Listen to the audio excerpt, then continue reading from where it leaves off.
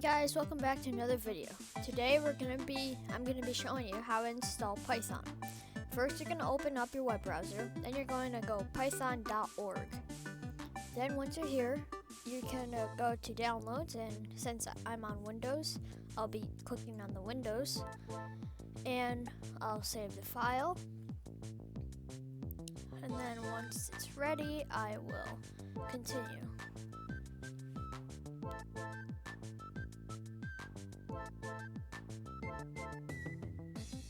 There we go, it's downloaded, so I'm going to open it, and here it's going to come up to here, and you're going to want to push add to path, because that's going to be important for future videos.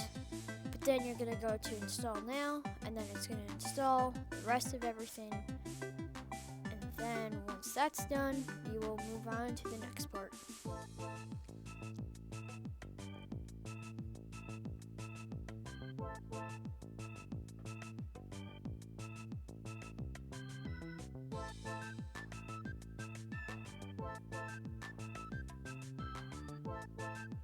Okay, now we can close out of everything, and we can go into it, and to go into it, you're gonna type in Python, and once you type in Python, it should go there.